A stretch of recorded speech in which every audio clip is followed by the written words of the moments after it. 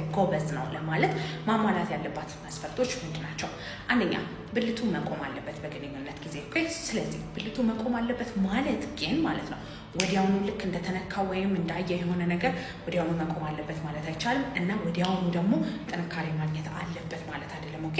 ሰው ለግንኙነት የሚያነሳሳችሁን ካያችሁ ወይም ከተነካችሁ በኋላ ጊዜ ስጡት ወደ ጥንካሬ ያለው መቆም ድረስ እስኪደርስ ድረስ። ሁለተኛ ደግሞ የቆይታ ሰዓታችሁ ነው። ስለዚህ አንድ ወንድ የዘር ፈሳሽ ከማፍሰሱ በፊት ከ7 እስከ 8 ደቂቃ ድረስ መቆየት አለበት። ይህ ማለት ግን የመጀመሪያ ዙር አይፈጥንም ማለት አይደለም። ሰው የመጀመሪያ ዙር ብዙ ወንዶች ላይ ይፈጥናል፣ እሱ አይደለም የሚቆጠረው። ሁለተኛ ዙር ዘግየት ማለት ነገር ይኖራችኋል ማለት ነው። መጀመሪያ ዙር ቶሎ ጨረሳችሁ ቶሎ መጨረስ አለባችሁ ማለት አይደለም። ሁለተኛ ዙርም ቶሎ መጨረስ አለባችሁ ማለት ነው። ሶስተኛ ደግሞ ለሁለተኛ ዙር ዝግጁ መሆን አለበት። ሰው አንድ ወንድ ከአንድ ዙር በላይ ግንኙነት ማድረግ አለበት ግንኙነት ላይ ጎበዝ ነው ለማለት ማለት ነው። ያ ነገር ከእድሜያችሁ ጋር በጣም እየተራቀ ይመጣል። ሰው እድሜያችሁ በጨመረ ቁጥር እየረዘመ የሚመጣ ነገር ነው። ግን ጭራሹን ለሁለተኛ ዙር ደግሞ ዝግጁነት ከሌላችሁ ወይም ሰዓታችሁ በጣም ረጅም የሚሆን ከሆነ የዛኔ መታችሁ ቼክ መደረግ አለባችሁ።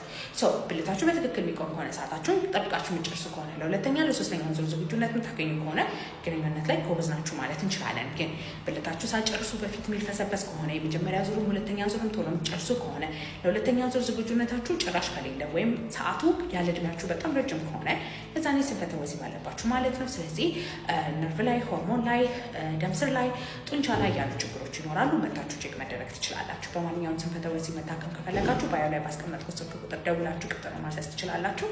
ባይ ባይ።